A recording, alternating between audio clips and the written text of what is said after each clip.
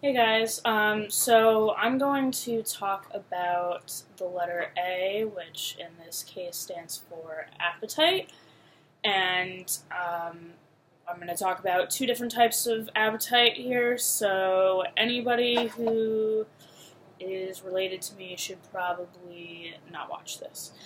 Not that it's going to be anything concerning, but probably not something they're going to watch. So I'm going to start out with appetite as in food, as in sustenance.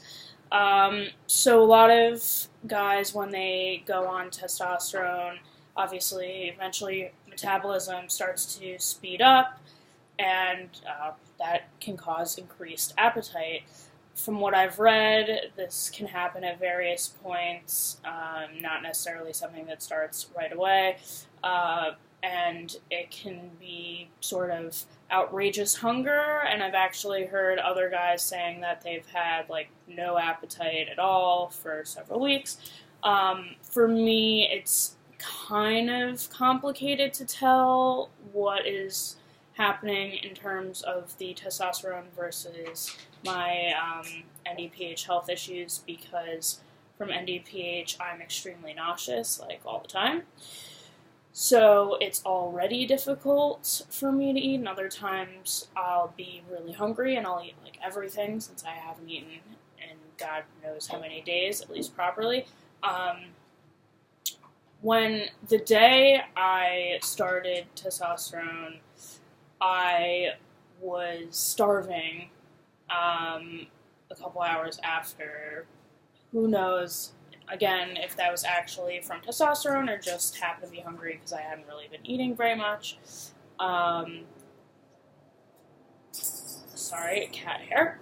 But basically, as of now, I'm not really eating very much. Frankly, it's really not good because if I'm exercising and wanting to build muscle, I need to eat a ton of protein. The good news is there are things like protein bars, so I highly recommend anybody out there who is struggling in terms of appetite on testosterone, you can grab onto protein bars.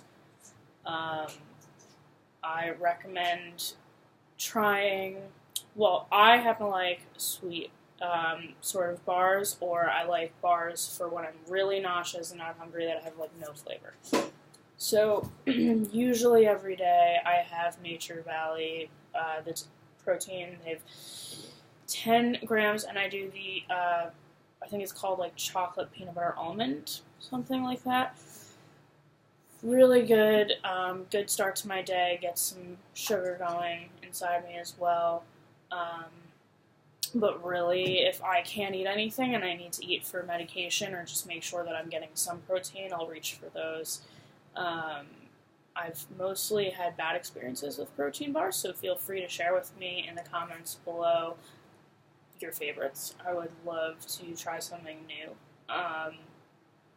In terms of going forward, yeah, I expect that my appetite will probably increase, but I'm already a foodie, so if I'm not nauseous, I'm usually eating anyway.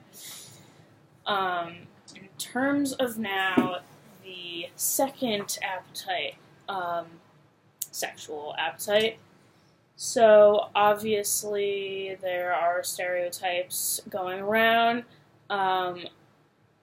with guys just being horny all the time, and, just being incredibly sexual. And I'm now seeing how that can be true. Although I lived for a woman for like almost 26 years, and came along all these years with estrogen in my body, and I already had a relatively high sexual appetite for, I guess, somebody my age. I don't know. I always found myself to have a lot of,